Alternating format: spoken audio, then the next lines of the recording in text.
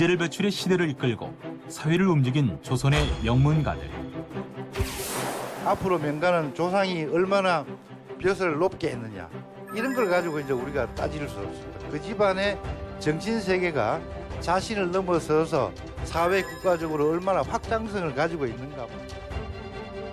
조선시대 명문가의 가정학이 현대의 우리에게 주는 교훈은 무엇일까? 지금 나와 미래 내 아들이 어떻게 살 것인가에 대한 해답을 찾는 학문이 역사이기 때문에. KTV 파워 특강.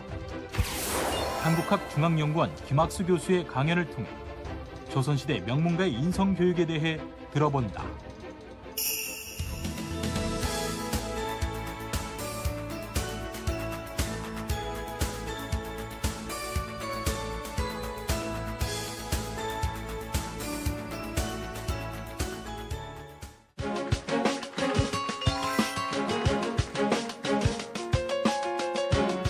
오늘은 조선 명문가의 인성교육이다라고 하는 그런 주제로 한번 이야기를 해보겠습니다. 조금 더 구체적으로 이야기하면 약간 그 집안의 가정학적인 의미를 가지고 있다. 앞으로 명가는 조상이 얼마나 벼슬을 높게 했느냐, 이런 걸 가지고 이제 우리가 따질 수 없습니다. 그 집안의 정신 세계가 자신을 넘어서서 사회 국가적으로 얼마나 확장성을 가지고 있는가, 이런 걸 가지고 우리가 명가를 이야기해야 되지. 벼슬이 높고 문집을 많이 내고 위세가 당당했다, 이런 것들을 이야기하는 것은 굉장히 과거적인 이야기가 되지 않겠나. 그런 의미에서 옛날 이야기지만 요즘 사람들이 들어도 그럴 수 있겠다. 그 참 대세계 범직하라 하는 이야기를 중심으로 해서 몇 말씀을 드리도록 하겠습니다. 옛날 중국의 하은주 세 이상적인 나라가 있는데, 이 주나라의 두 번째 왕 성왕이라는 사람이 있어요. 아버지가 무왕인데, 이 무왕이 죽고 난 다음에 이 성왕이라는 사람이 즉위를 하는데, 이 사람이 아주 어린 나이에 즉위를 합니다. 소년 시절에 소년 황제가 되는 거예요. 자기보다 더 어린 동생이 하나 있었습니다. 궁궐 앞에서 노는데 오동나무잎이 딱 떨어지는 거예요. 그걸 딱 주워가지고 제우를 책봉할 때 주는 기물처럼 예쁘게 오려가지고 그걸 동생을 딱 주면서 뭐라고 이야기했느냐, 내 이것으로서 너를 아무개 땅에 제후로 봉하노라, 이렇게 이야기했습니다. 그 다음 날 작은아버지가 입고를 해서 하례를 드리는데, 그 작은아버지가 누구냐, 우리 동양사회에서 너무너무 유명한 주공입니다. 주공이 작은아버지예요. 하례를 드리니까 황제가 별로 내가 축하할 일이 없는데 작은아버지께서 왜 그런 말씀을 하십니까? 라고 이야기하니까 주공이 이야기합니다. 제가 듣기로 어제 폐하께서 아우를 아무개 땅에 제후로 책봉하신다는 말씀을 듣고 제가 하례를 드리기 위해서 입고를 했습니다, 라고 이야기했습니다. 그때 황제가 뭐라고 이야기하냐, 아니 그거는 내가 무료해서 동생하고 놀다가 무료해서 마침 그런 일이 있어서 재미삼아 농담삼아 한 말일 뿐이지 그건 사실이 아니다라고 이야기를 했습니다. 그때 주공이 정색을 해서 이야기하죠. 뭐라고? 천자의 입에서는 농담이 있을 수가 없다고. 설령 그것이 천자께서 농담으로 하신 말씀이라 하실지라도 천자의 목을 통해서, 입을 통해서 발설된 이상 그것은 규정이고 법이고 법칙인 것이지, 지금에 와서 그건 농담이었다, 재미삼아 이야기한 것이었다라고 이해하는 것은 국가 통치에 대단히 어려운 점을 초래하기 때문에 있을 수 없다. 설령 그렇더라도 그 약속은 지켜야 됩니다, 라고 해서 동생 아무개를 진 땅에 제후로 책봉한 예가 있습니다. 이 굉장히 동양사회에서 이 약속, 말의 신중함을 아주 일깨워주는 아주 중요한 하나의 그 고사가 되는 것인데, 이 정도의 사실은 조선시대의 양반 선비들이라면 지식이 아니고 상식적 수준에서 다 알고 있는 사실입니다. 이거는 너무너무 평범한, 우리 지금 입장에서는 상당한 지식이 되겠습니다만 과거의 선비들한테는 상식적인 수준의 이야기가 되는데, 자, 그 이야기를 제가 한번 해보도록 하겠습니다. 1592년에 임진왜란이 일어났습니다. 그때 선조를 모시고 의주까지 피난 간 행렬이 있었습니다. 이건 다 알고 계시는 이야기입니다. 그중에 성종대왕의 후손 중에 이경검이라는 신료도 선조 임금과 함께 피난을 갔습니다. 하여튼 그 이후에 이러저러한 이유로 서울이 수복이 돼서 다시 서울로 돌아왔습니다. 돌아와 보니까 서울집이 전부 다 엉망이 되어 있습니다. 유리창도 깨지고 뭐 온갖 가재 도구들이 엉망이 되어 버렸습니다. 그래서 이 사람이 안 되겠다 싶어서 리모델링 업자를 불러서 집수리를 하기 시작했습니다. 그때 자기에게 8살 내지 9살 정도 된 딸이 하나 있었습니다. 이효숙이라고 하는 딸이 하나 있었습니다. 이 딸을 등에 업고 다니면서 집수리하는 공사 감독을 쭉 하고 있는데 딸이 등에 자꾸 보채는 겁니다. 그러니까 이 양반이 뭐라고 이야기했느냐? 잠시만 기다려라. 이 집을 다 고치고 나면 넣어줄 거니까. 이 집은 넣어줄 거니까 조금만 참아라 라고 이야기했습니다. 이 딸이 등 뒤에서 아버지 하는 이야기를 다 듣고 있었습니다. 고만한 나이대에는 아버지의 말은, 부모의 말은 하늘과 같은 절대성을 가지는 나이가 있습니다. 10살만 넘어도 아버지가 농담으로 하시겠지 반신반의하면서 듣겠지만 10세 미만의 소년, 소녀들은 그 말을 그대로 스펀지처럼 흡수할 수밖에 없는 그런 나이대가 되는 것이죠. 그래서 나중에 집 다 고치고 난 다음에 얘가 동네에 다니면서 이 집은 내 집이다 라고 소문을 내고 다니는 겁니다. 이 말이 아버지한테 귀에 들어간 것이죠. 왜? 우리 아버지가 내가 하늘처럼 믿고 내가 가장 존경하는 우리 아버지가 날 준다고 했는데 그건 사실. 그때 이경검이 깨달은 바가 있습니다. 맞아. 이미 몇천 년 전에 주나라 성왕이 동생에게 그러한 약속을 했다가 농담을 했지만은 그럴 수 없어서 지킨 얘가 내가 이 평소에 학습하는 과정에서 상식으로 알고 있고 나는 그런 사람이 되지 말아야지라고 늘 생각했던 그 실수를 내가 이 딸에게 그대로 범하는구나. 만약에 저 딸이 그것을 약속으로 받아들였다면 그 약속은 지켜져야 된다라고 생각을 하면서 이 상속의 문서를 작성하는 것입니다. 이 문서가 1596년에 작성이 되었고 그때 그 살던 고치던 그 집을 참아줄 수는 없고 왜? 그 집은 본가이기 때문에 그 자체를 줄 수는 없고 명동에 있는 정확하게 이야기하면 서울 필동에 있는 기와집 25칸짜리 기와집을 새로 사서 그 딸에게 주면서 약속을 이행을 하는 이 문서가 되는 것입니다. 이 짧은 문서 한 장이지만은 여기에 주공의 이야기도 나옵니다. 주공이 그랬는데 내가 또 이 실수를 하고 그리고 주공도 그랬듯이 성왕도 그랬듯이 나는 이 약속을 딸과의 약속을 지킬 수밖에 없다라는 취지의 글을 여기에다가 그대로 남기거든요. 그런데 여기에 보면 까만 도장이 하나 있습니다.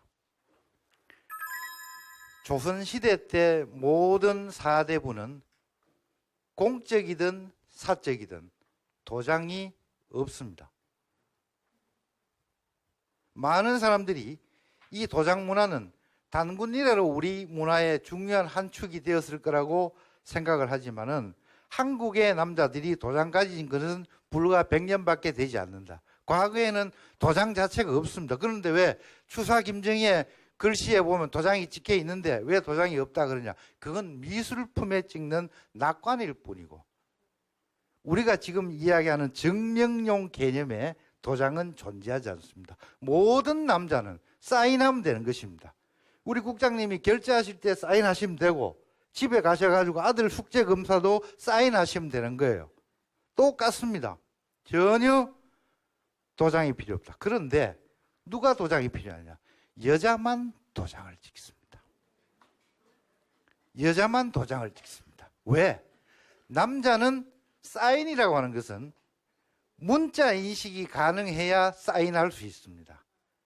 문자 인식이 가능해야 자기 이름을 변형을 시켜서 사인할 수가 있는데 문자 인식이 안 되는 사람은 사인할 수 없습니다. 그건 그림이지 사인이 아닌 거예요.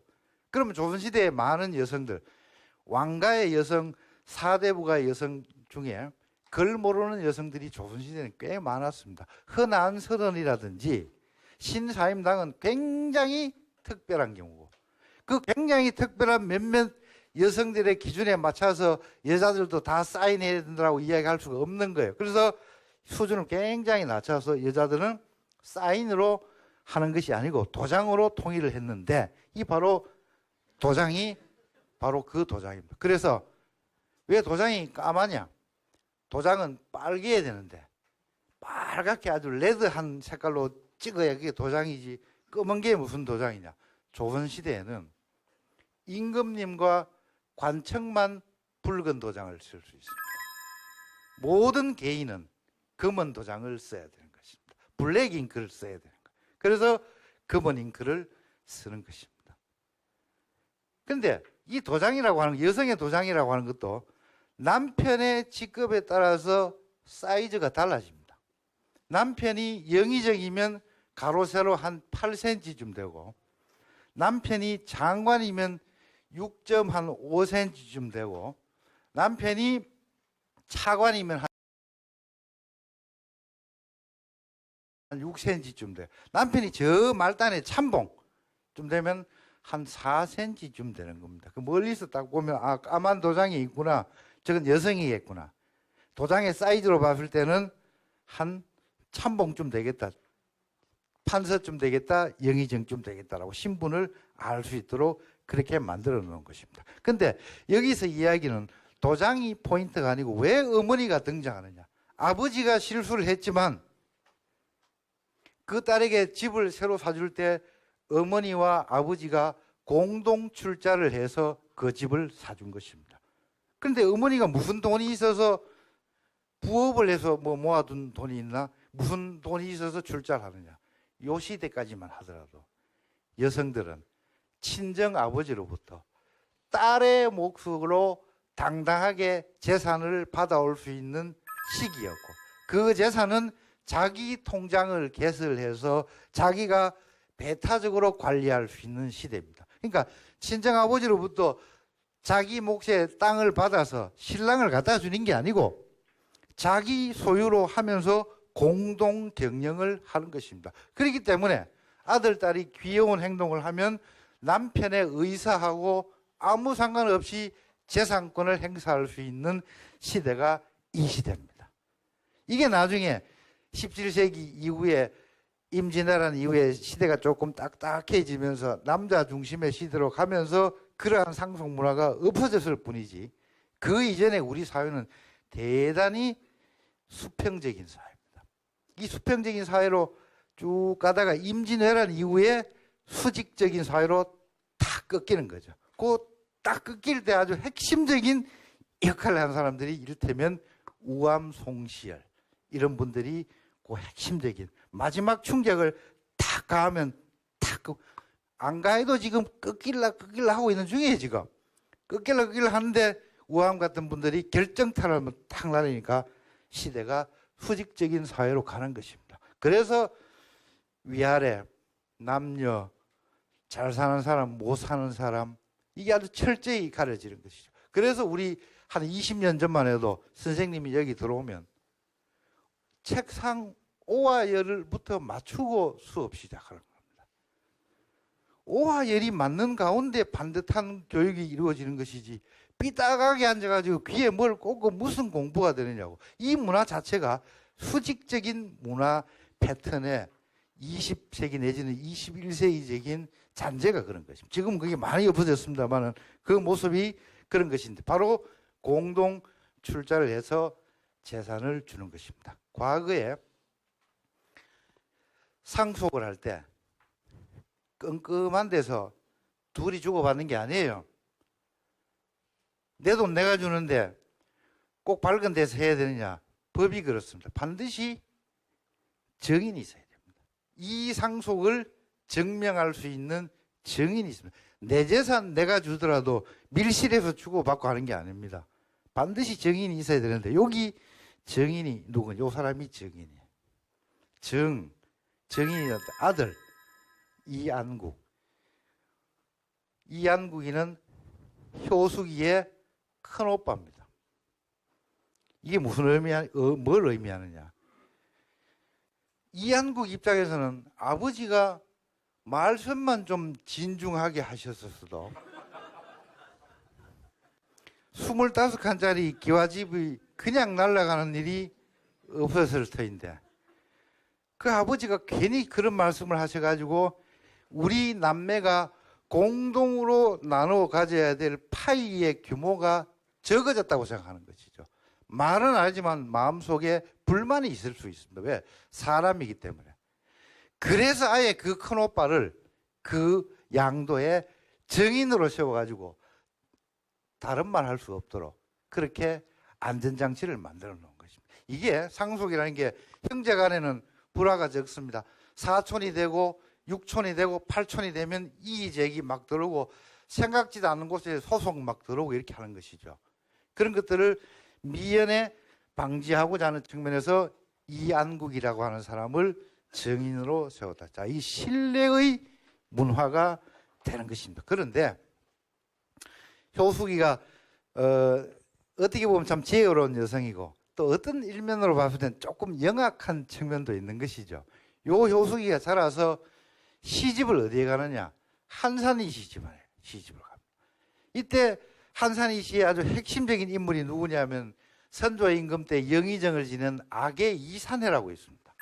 이산해의 손자에게 시집을 갑니다. 그 손자는 이산해의 여러 손자들 중에도 이산해가 자기를 이을 만한 손자라고 아주 굉장히 든든하게 여겼던 그런 손자가 이름이 이구, 올해를 구자. 이구에게 시집을 가는데 이 이구는 그 어렵다는 문과 시험에 장원으로 합격을 해서 별 탈 없으면 정선까지 올라갈 수 있는 로얄 코스를 지금 밟고 있는 거예요. 조선시대 관직사회에서 로얄 코스가 있는데 첫 발령을 어디에 받았냐? 역사 편찬기관인 예문관 검열 발령을 받아야 됩니다. 이걸 받아야 승승장구할 수 있는데 이 사람이 첫 발령을 예문관 검열을 받아서 아주 이제 결혼도 하고 장원급제해서 엘리트 코스를 딱 달리고 있는데 합격한 지 그 다음 해에 신랑이 죽습니다. 그 효숙이 요즘 흔히 하는 말로 청상이 되어버립니다. 나이 10대 후반 20대 초에. 그때 이 효숙이 어디로 내려오느냐? 서울살이를 전부 철거하고 충청도 예산 땅으로 내려옵니다. 충청도 예산에 왜 내려오느냐? 자기 신랑 할아버지가 가장 아꼈던 그 신랑이 죽자 말자 이산해가 손자의 죽음 때문에 쇼크가 일어나가지고 2달 후에 그 할아버지까지 죽어버립니다. 이산해의 사인은 쇼크사입니다. 손자의 죽음에 대한 쇼크사.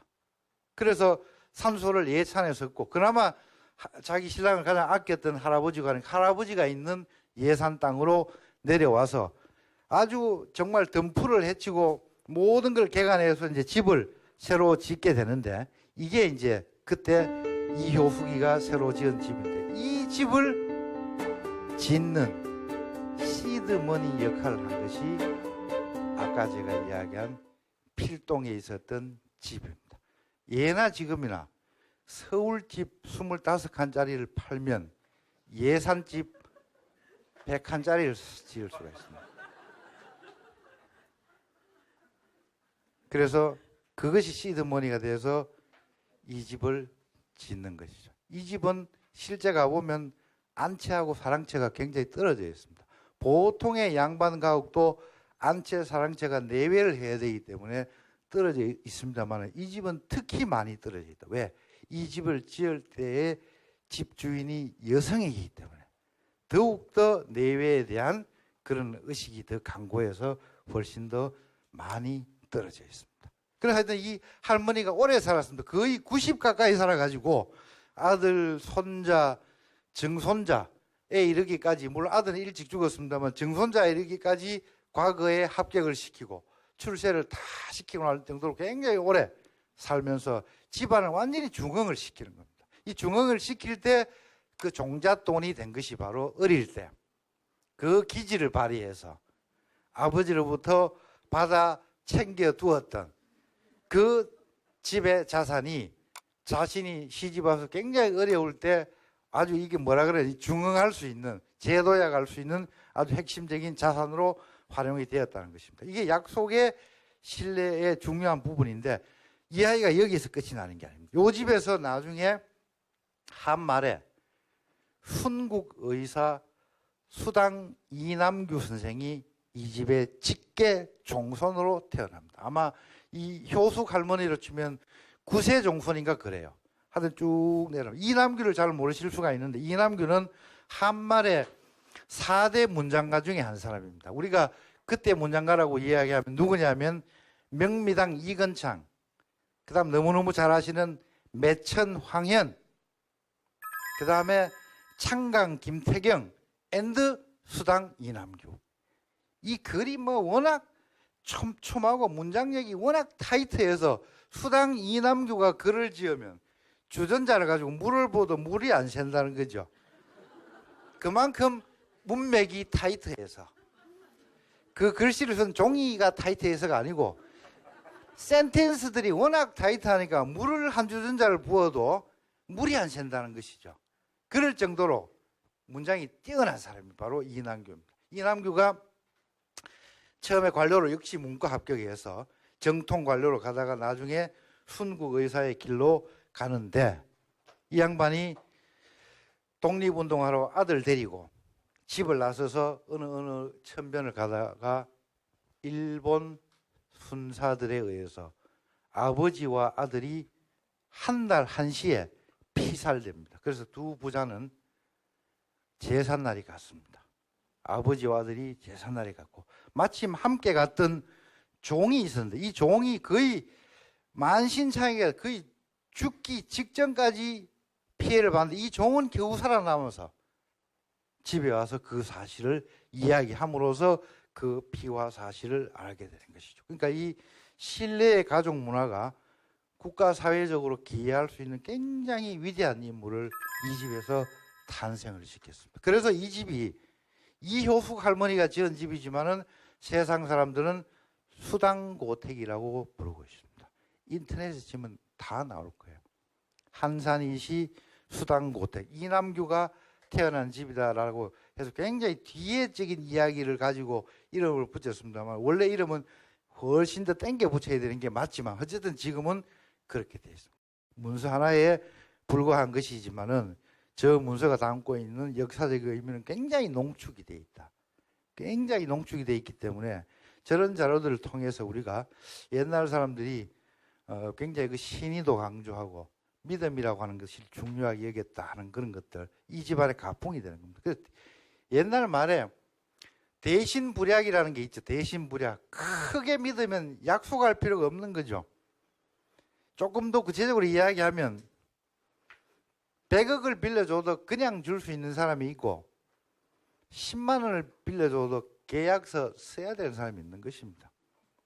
그 믿음이라고 하는 것은 매우 중요하고 그 믿음을 지킨다고 하는 것 매우 중요한 가치가 되고 그 가치가 가정을 넘어서서 사회국가적인 하나의 움직임의 추동체가 될 수 있다라는 측면에서 제가 전주이시 이 집안 예를 한번 첫 번째 이야기로 들었습니다. 두 번째 이야기 한번 해보겠습니다. 사육신 중에 하위지라는 사람이 있어요. 다 아실 겁니다. 사육신 모두를 외울 수는 없지만 그 중에 하위지가 끼어 있다는 정도는 알고 계시잖아요, 지금. 그 하위지의 아들 중에 하원이라는 사람이 있어요. 이 사람은 아버지가 사육신이 되는 바람에 정치적인 파란을 겪어서 어릴 때는 붙잡히면 죽는 그러나 용케 살아남았습니다. 그래서 이 사람은 뭘 아는 사람이냐? 야, 세상 힘들게 산다는 게 어떤 것인지 알죠. 숨어 살고 나를 드러내면 안 된다고 하는 삶이 어떤 것인지를 아주 체감해서 알고 있는 사람이에요. 그 약간 세월이 지나면서 정치적인 탄압이 줄어들어서 이제 하위지에 대한 인식이 조금 달라지면서 신원도 됐습니다. 그 무렵에 장가를 잘 가가지고 안동에 솔밤 마을에 권씨 집안의 장가를 갔더니만 이 권씨 장인이 그래도 명색이 하위지 아들이고 하니까 얼마나 사위이긴 하지만 영광스럽겠습니까? 잘 근사해서 먹고 살 수 있도록 배려도 해주고 또 나중에 세상이 좀 더 나아져 가지고 뭐까지 벼슬까지 저 말단 벼슬이긴 하지만은 벼슬까지 했습니다. 그런데 이 하원이 권씨 부인 본처랑 같이 살았는데 본처가 일찍 죽습니다. 뭐 어느 누군들 똑같이 죽기는 어렵지 않겠습니까? 본처가 일찍 죽으니까 재혼은 아니하고 나이 한 20살쯤 적은 젊은 약간 천한 신분의 여성을 소실로 맞아들입니다. 말이 소실이지 제가 볼 때는 그냥 같이 사는 거예요. 일종의 동거인 비슷한 겁니다. 동거인 비슷한. 이름이 감장이에요. 옛날 그 천민들 이름이 별거 없다가 얼굴이 까무잡잡하면 감장이가 되는 거고 시끌시끌하잖아요. 애 이름이. 그 야단이가 되는 거예요. 야단스러운 거예요. 그 우리 실제 과거의 문서들을 보면 야단이 이름 참 많이 나옵니다. 야단이.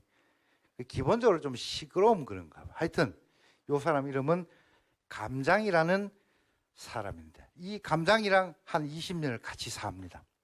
한 사는데 이 하원이 죽을 때가 됐습니다. 자기가 이제 죽을 때가 됐다는 걸 직감하니까 무슨 생각이 드느냐. 나랑 이 감장이 같이 살 때 내가 감장을 보호해 주면 되고 가장으로서 어떻게 하면 되는데 내가 죽고 나면 이 여성을 누가 책임져 줄 것인가. 이거에 대한 확답이 없는 거예요. 확신이 없는 거예요. 그래서 머릿속으로 곰곰이 생각을 해봤습니다. 어떻게 하면 이 여성을 내가 죽은 뒤에도 내가 저승에서 리모트 컨트롤할 수 있는 방법이 무엇인가를 생각을 쭉 해보니까 방법이 뭐냐. 자, 너에게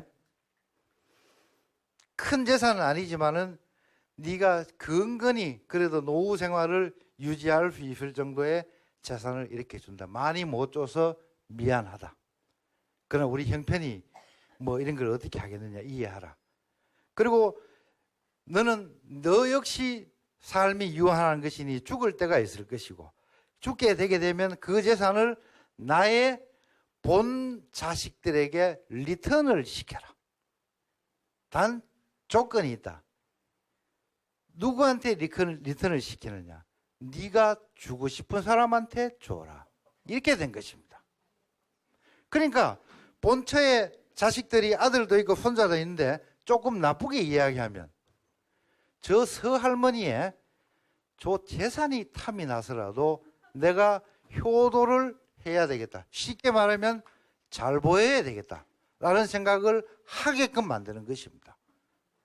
그렇게 해서 딱 이 묘한 구조를 딱 걸어놓은 것이죠.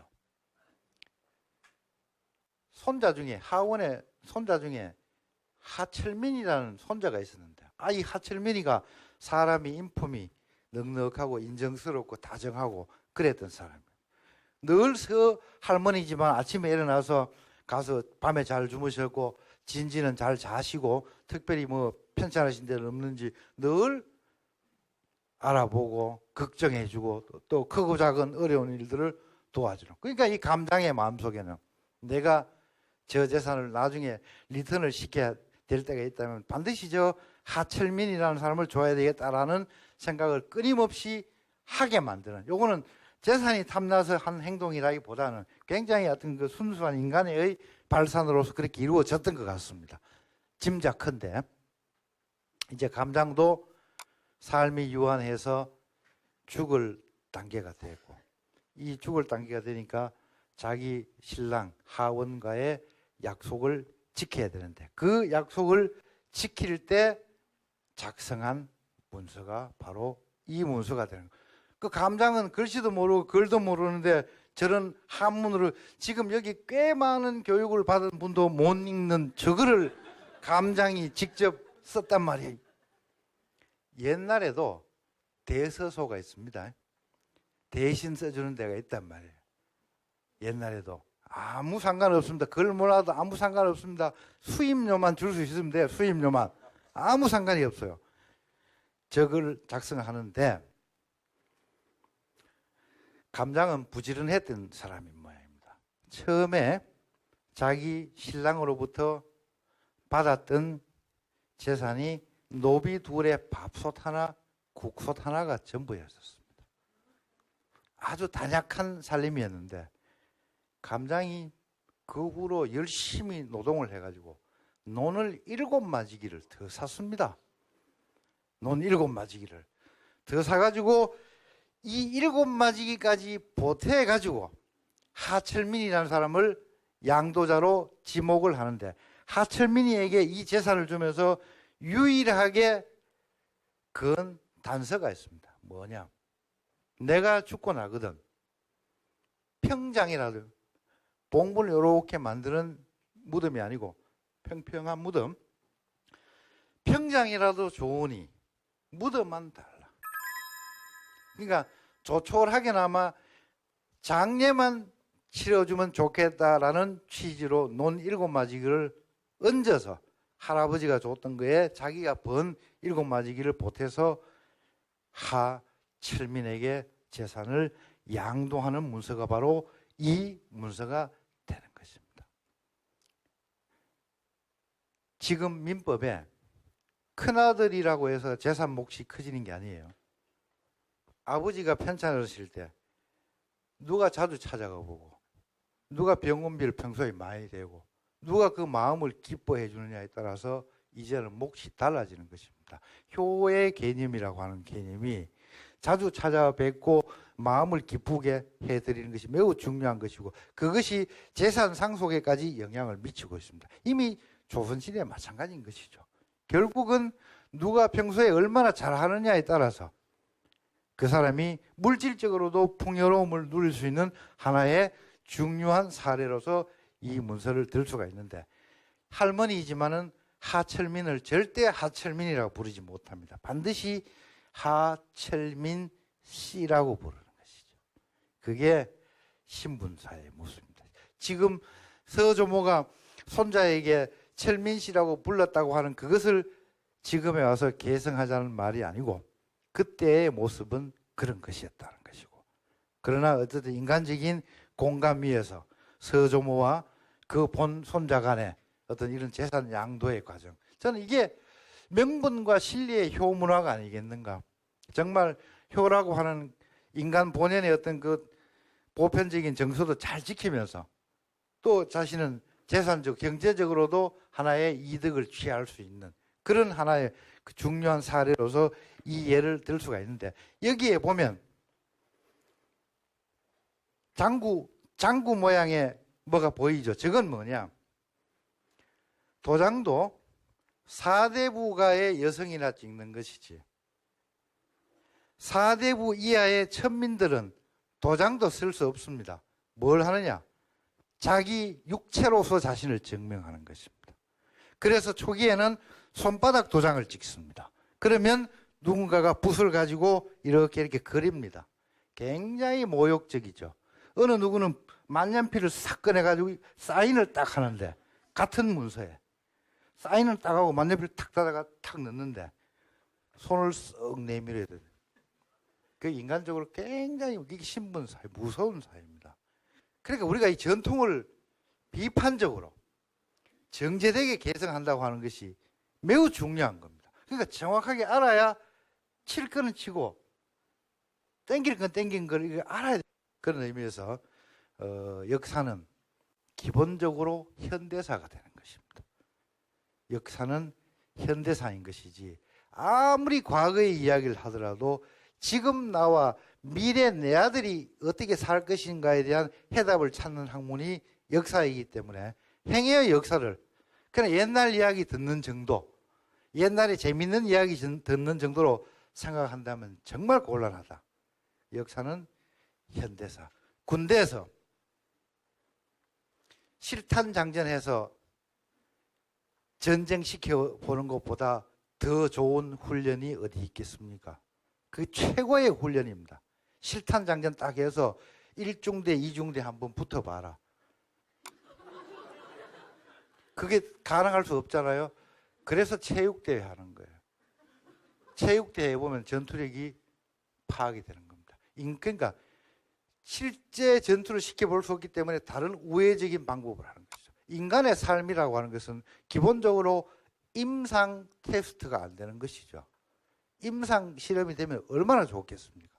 그 임상 테스트가 안 되기 때문에 거기에 준하는 행동의 근거를 과거 그러면 지금 내가 이런 고충을 겪고 있는데 과거 나와 똑같은 고충을 겪었던 역사적인 사실을 한번 가보는 거예요. 그때 어떤 판단을 내렸고 그 결과가 어땠던가를 파악을 해서 지금 나의 행동을 결정하는 것이 역사를 우리가 공부해야 되는 이유가 된다 하는 의미에서 아까 뭐 감장 이야기도 있었고 효수기 이야기도 있었고 많은 사람들의 이야기가 있었습니다만은 우리가 어떻게 좀 하나의 그 사관을 가지고 바라봤으면 하는 그런 생각이 들어서 뭐 여담으로 그런 말씀을 드렸고 이상 오늘 강의를 모두 마치도록 하겠습니다. 감사합니다.